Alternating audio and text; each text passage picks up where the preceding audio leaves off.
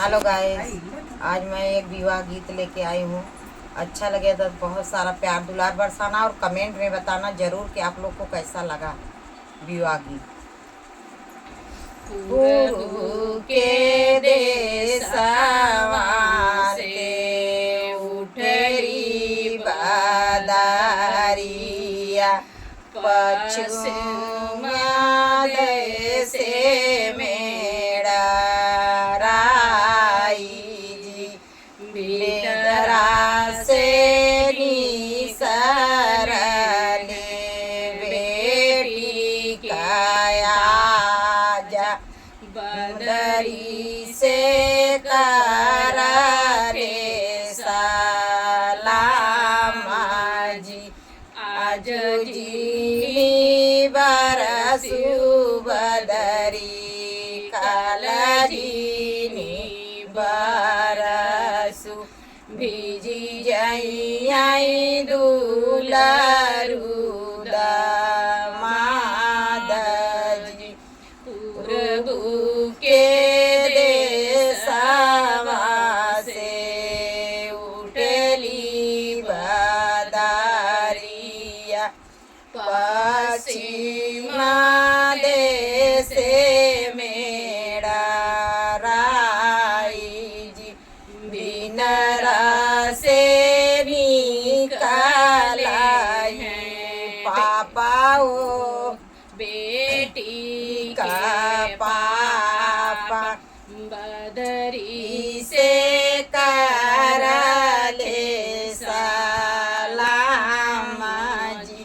आजू जीनी बरसु बदरी, काल जीनी बरसु बेई दुलारू दमाद जी।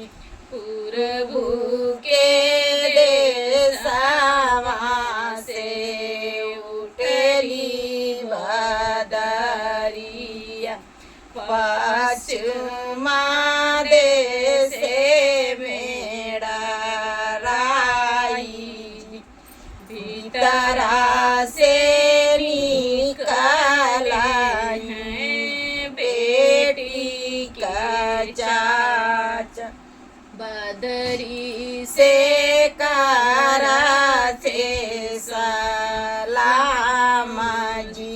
आजू जीनी बरसु बदरी, काला जीनी बरसु भीजी जई दुलारू दमाद जी।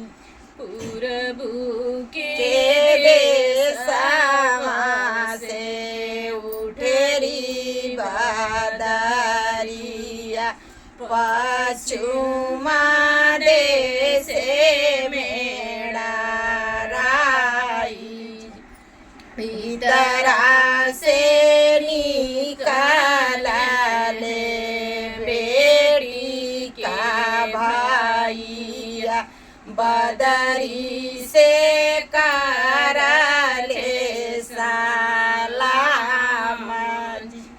आजू जीनी बरसु बदरी, काला जीनी बरसु भीजी जई दुलारू बानोई जी। आज जीनी बरसु बदरी, काला जीनी बरसु भीजी जई दुलारू बानोई जी।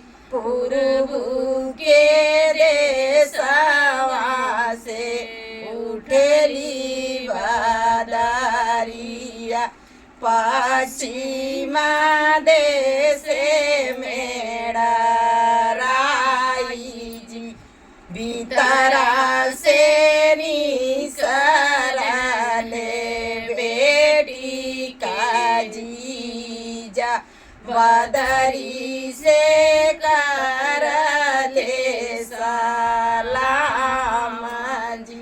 आजू जीनी बरस सुबदरी कालागिनी बरसु भीजी जई दोलरू दामाद जी बीगी जई दुलरू दामाद जी पूर्वू के देशवा से उठेरी बदरिया पश्चिमा देश में